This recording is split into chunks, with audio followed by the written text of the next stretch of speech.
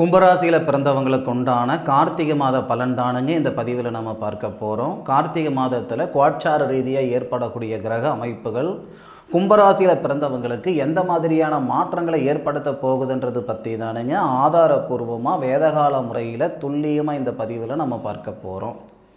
கார்த்திகை மாதம் 1ஆம் தேதி திங்கட்கிழமை அதிகாலை சித்திரை நட்சத்திரம்னு சொல்லக்கூடிய தொழில் ஸ்தானாதிபதி செவ்வாவுடைய நட்சத்திரம் தன்வந்திரி கடவுள் அவதரித்த நட்சத்திரம் கன்னியா ராசி விருச்சக லக்னத்தில் தான் இந்த மாதம் பிறக்கப்படுது.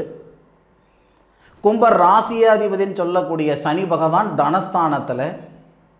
தனஸ்தானாதிபதியுடைய சாரத்தில் தனஸ்தானாதிபதியுடைய பார்வையில் தான் இந்த மாதம் பிறக்கப்படுது. குரு பகவானுடைய பார்வையில் தான் உங்கள் ராசியாதிபதி சனி பகவான் இருக்கிறார். அற்புதமான ஒரு தருணம். இந்த மாதத்தில் நிறைய மாற்றங்கள் கோட்சார ரீதியாக உண்டு. தொழில் ரீதியாக அடுத்த லெவலுக்கு போகணுன்ற எண்ணத்தில் இருக்கக்கூடிய கும்பராசி நண்பர்கள் இந்த மாதத்தை பயன்படுத்திக்கிடுங்க. ஏன்னா கும்பராசியில் பிறந்தவங்களுக்கு தொழில் ஸ்தானாதிபதியாக வரக்கூடிய கிரகம் செவ்வாய்.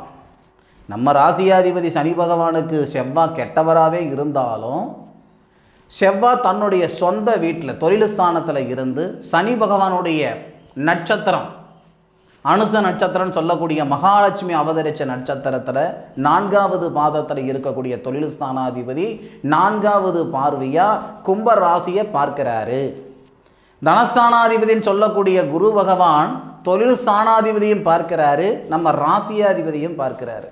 இதனால் தொழில் ரீதியாக மாற்றங்கள் 100% வரும்.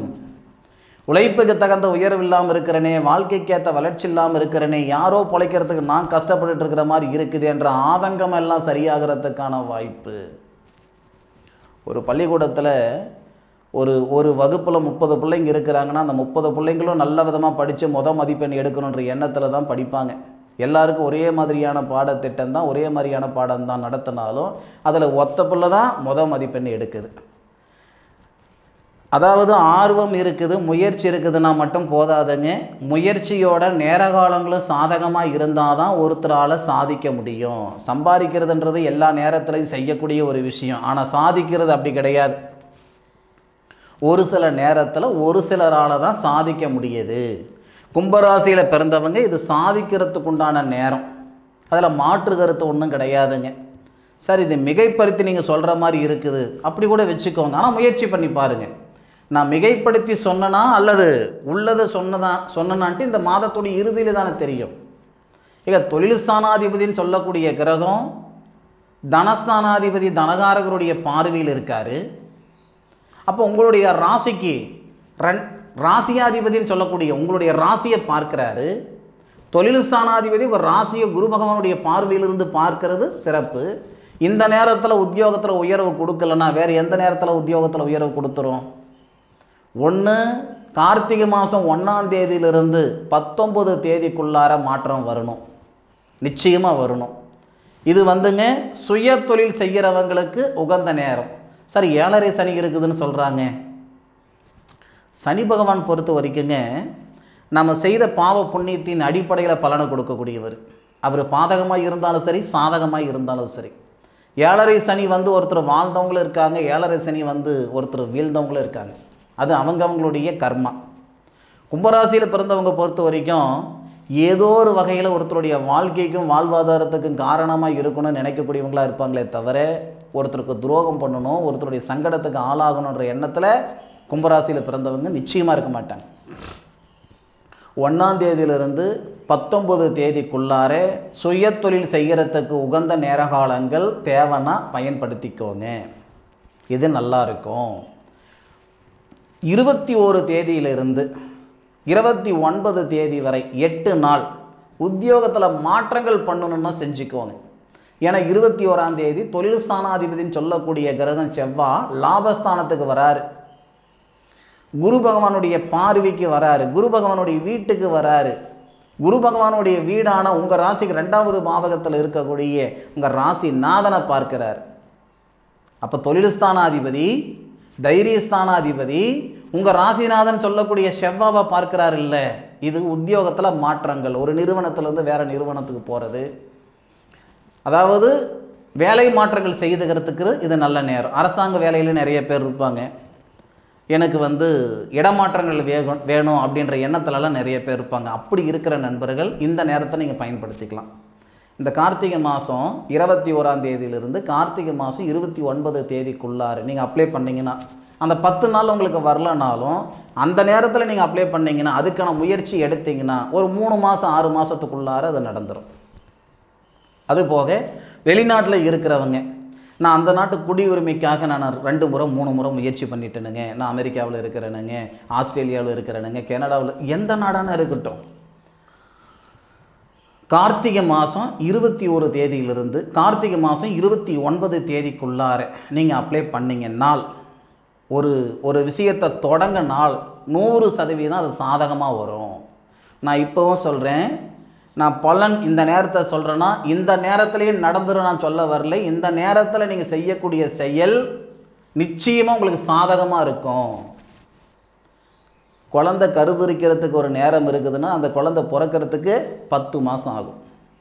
உடனே முடிஞ்சிடணும் அப்படின்னா அது எதுவுமே கிடையாது. அதனால் நம்ம புரிஞ்சுக்கிறதுல முக்காவாசி வந்து ஒரு சிலருக்கு புரிதல் இல்லாமல் இந்த கமெண்ட்டில் பண்ணுவாங்க பாருங்கள். கொஞ்சம் சிந்திச்சு பாருங்கள். இந்த பிரபஞ்சம் ஒரு வாய்ப்பு கொடுக்குது. வாய்ப்பு கொடுத்த உடனே நம்மளால் சாதிச்சிட முடியுமா? இது என்ன மிஷினா இல்லை இன்ஸ்டன்ட் காப்பியா? அதாவதுங்க, இந்த நேரத்தில் பயணிச்சிங்கன்னா உங்களுடைய வாழ்க்கை நல்லாயிருக்கும், வாழ்வாதாரம் நல்லாயிருக்கும். அந்த பலன் நீங்கள் உடனே எதிர்பார்க்கக்கூடாது. இப்போ நான் வந்து வெளிநாட்டில் இருக்கிறவங்களுக்கு நல்ல யோகம் இருக்குதுங்க, இல்லை இடமாற்றங்கள் ஆகிறதுக்கு வாய்ப்பு இருக்குதுங்க நான் சொன்னேன்னா, தொழில் ஸ்தானாதிபதி லாபஸ்தானத்தில் வந்து லாபஸ்தானாதிபதியோடைய பார்வையில் இருந்து தனஸ்தானம் சொல்லக்கூடிய தனஸ்தானத்தில் இருக்கக்கூடிய ஒரு ராசிநாதனை பார்க்குறாருன்னு சொன்னேன். இந்த நேரத்தில் நம்ம செய்யக்கூடிய செயல் ஒரு 3 மாதமோ 4 மாதமோ 6 மாதத்துலேயே நிச்சயமாக நல்லது நடக்கும். எங்கள் மண்ணுக்குள்ளே போடுற விதையே முளையறதுக்கு குறைந்தபட்சம் 4 நாள் ஆகுது. அப்போது விளைச்சல் கொடுக்கறதுக்கு 4 மாதம் ஆகுது இல்லையா? எல்லாத்துக்கும் ஒரு கால நேரம் இருக்குது தானே வேணும். எடுத்த உடனே முடிஞ்சிடணும் அப்படின்னா அது வாய்ப்பு இல்லைங்க. இங்கே உடம்பு சரியில்லைன்னா நம்ம எடுத்துக்கிற அந்த மருத்துவம் கூட குறைஞ்சபட்சம் 2 மணி நேரம் கழித்து தானங்க வேலை செய்யும். உடனுக்குடனே நடக்கணும்னா அது சாத்தியம் இல்லைங்க, வாய்ப்பு இல்லைங்க. தயவு செய்து இந்த பிரபஞ்சத்துக்கு ஒரு சந்தர்ப்பம் கொடுங்க. உங்களுக்கு ஒரு வாய்ப்பு கொடுக்குதுன்னா அந்த வாய்ப்பை பயன்படுத்திக்கிட்டு கொஞ்ச நாள் வெயிட் பண்ணுங்க, நிச்சயம் நல்லது நடக்கும். அதுபோக நிறைய பேர் படிச்சிருப்பீங்க, படித்த படிப்புக்கு உண்டான உத்தியோகம் இல்லாமல் இருப்பீங்க. நீங்கள் படித்ததுக்கும் செய்கிற வேலைக்கும் சுத்தமாக சம்மதமே இருக்காது. ஒரு மாதிரி விரக்தியாக இருக்கும், என்னடா இது அப்படின்ற மாதிரி. இந்த கார்த்திகை மாதத்தில் இந்த கல்விக்காரகன் நம்ம சொல்லக்கூடிய கிரகம் யாருன்னு கேட்டிங்கன்னா புதன். படிப்பு ஸ்தானாதிபதினு சொல்லக்கூடிய கிரகம் யாருன்னு கேட்டிங்கன்னா குரு. அப்போது இந்த புதன் அப்படின்ற கிரகம் உங்கள் ராசிக்கு 10வது பாவகத்தில் தொழில் ஸ்தானத்தில் தொழில் ஸ்தானாதிபதியோடு சேர்ந்து சூரிய பகவான் அப்படின்னு சொல்லக்கூடிய, அதாவது திருமண ஸ்தானாதிபதி சூரியன், 2வது வேலை வாய்ப்புக்கு சூரியன் பலமாக இருக்கணும். அப்போ சூரியனுடன் சேர்ந்து புதன் ஆதித்ய யோகமாக இருக்கு. கார்த்திகை மாதம் 1ஆம் தேதியிலிருந்து கார்த்திகை மாதம் 7 தேதிக்குள்ளார நீங்கள் படித்த படிப்புக்கு உண்டான உத்தியோகம் வேணும் அப்படின்னு அதுக்கு தகுந்த முயற்சிகள் எடுத்தீங்கன்னா சாதகமாக இருக்கும். நிறைய பேர் வந்து வெளிநாட்டுக்கெல்லாம் தேர்வுகள் எழுதுவீங்க, இல்லை அரசாங்கத்துக்கு தேர்வு, அதாவது நீங்கள் டெஸ்ட் எழுதுவீங்க, பரீட்சை எழுதுவீங்க. இந்த நாட்களில் வந்தால் நீங்கள் சரியான முறையில் பயன்படுத்திக்கிட்டிங்கன்னா நிச்சயமாக சாதகமாக இருக்கும். அதில் மாற்று கருத்து கிடையாது. உழைப்புக்கு தகுந்த உயர்வு வரத்துக்கும் படித்த படிப்புக்குண்டான உத்தியோகம் வரத்துக்குண்டான ஒரு நேர காலங்களை கார்த்திகை மாதம் 1லிருந்து கரெக்டாக 7 தேதிக்குள்ளார ஏற்படுத்தும். அதுக்கு மேற்கொண்டு 20 தேதியிலிருந்து 29 தேதிக்குள்ளாரையும் பண்ணும். 2 விதமாக நமக்கு புதனாதித்ய யோகம் வருது. ஃபஸ்ட்டு வந்து 1ஆம் தேதியிலிருந்து 7ஆம் தேதிக்குள்ளார புதனாதித்ய யோகம். ஒரு ஜாதகத்தில் சூரியனும் புதனும் சேர்ந்து இருந்தால் தான் அரசாங்க உத்தியோகம், இல்லை அயல்நாடு போகிறது கோட்சார ரீதியாக இருக்குது. அதுவும் நமக்கு கும்பராசிக்கு 10வது பாவகன்னு சொல்லக்கூடிய தொழில் ஸ்தானத்தில் எல்லாம் இருக்கார், குரு பார்வையில் இருக்கார் இல்லை, அதுதான் முக்கியம். 2 விதமான நேரம். ஃபஸ்ட்டு 1லிருந்து 7 தேதிக்குள்ளார, 2வது 20லிருந்து 29 தேதிக்குள்ளார. அது உங்களுடைய கிரக நிலைகளை பொறுத்து. ஆனால் 2ல் ஏதாவது ஒரு நேரம் நிச்சயமாக நல்லது செஞ்சிடும். சில பேருக்கு இந்த தனஸ்தானம் குடும்பஸ்தானத்தில் சனி இருப்பார் பாருங்க. சனி வந்து நமக்கு பாதகாதிபதி கிடையாது, ஆனாலும் தனஸ்தானத்தில் இருக்கிறதுனால உடல் உபாதைகள் கொடுக்கறது, ஒரு நிம்மதி இல்லாத சந்தோஷத்தை ஏற்படுத்துறது, அதே மாதிரி பொருளாதார ரீதியாக பலவிதமான சிக்கல் பண்ணுறது, அந்த சனியால் ஏற்படக்கூடிய அந்த தொந்தரவுகள் எல்லாமே குருவுடைய பார்வைப்படுறாரு பாருங்க. குரு பார்வை சனி பகவான் மேலே படுது, நட்சத்திரம் கொடுக்குறாரு, வீடு கொடுக்குறாரு. இந்த வகையில் 1ஆம் தேதியிலிருந்து 19 தேதிக்குள்ளார ஒரு விடியல் பிறந்துடும், ஒரு நல்லது நடக்கிறதுக்கான வாய்ப்புகளை கொடுத்துரும். சில பேர் கும்பராசியில் பிறந்தவங்க இந்த சுபஸ்தானாதிபதினு சொல்லக்கூடிய கிரகம் சுக்கிரன், கும்பராசியாதிபதி சனி பகவானுக்கு சுக்கிரன் தான் மிகப்பெரிய நண்பனும் கூட. அப்போது கும்பராசியில் பிறந்தவங்க இந்த டிரான்ஸ்போர்ட்டில் அதிகமாக இருப்பாங்க, அரசாங்க உத்தியோகத்தில் கூட போக்குவரத்து துறையில் அதிகமாக இருப்பாங்க, இராணுவத்துறையில் அதிகமாக இருப்பாங்க, போலீஸ் துறையில் அதிகமாக இருப்பாங்க. இந்த மாதிரி உள்ள நண்பர்களுக்கு, கும்பராசியில் பிறந்தவங்களுக்கு இந்த கார்த்திகை மாதம் நல்லா இருக்கும். கார்த்திகை மாதம் 10ஆம் தேதியிலிருந்து 29 தேதிக்குள்ளார, அதுவும் கார்த்திகை 10 இருந்து 19 வரைக்கும் பார்த்திங்கன்னா ரொம்ப மெஜாரிட்டியாக இருக்கும். நிறைய பேருடைய பிரதானமான எதிர்பார்ப்பு என்னன்னா, நம்ம வளரணும், சம்பாதிக்கணுன்றதை விட சாதிக்கணுன்ட்டு. அப்போ அந்த 10 தேதிக்கு சுபஸ்தானாதிபதினு சொல்லக்கூடிய கிரகம் தொழில் ஸ்தானத்துக்கு வந்து குரு பகவானுடைய பார்வையில் 19 நாள் இல்லை, ஏன்னா 10ஆம் தேதியிலிருந்து 19ஆம் தேதி வரைக்கும் தானே நமக்கு குரு பார்வை நமக்கு தொழில் ஸ்தானத்தில் படுது. அப்படின்னா நமக்கு 9 நாள். அந்த 9 நாளில் இந்த போக்குவரத்து துறையில் இருக்கிறவங்க, டிரான்ஸ்போர்ட்டில் இருக்கிறவங்க, அவங்களுக்கு பதவி உயர்வு வரத்துக்கு வாய்ப்புகள் உண்டு. சரிங்களா? வேலையில் இருக்கிற சிக்கல்கள்லாம் சரியாகிறதுக்கு வாய்ப்புகள் உண்டு. ஆனால் சில பேர் வாகனம் வாங்கிறதுக்கும் வாய்ப்பு உண்டுங்க.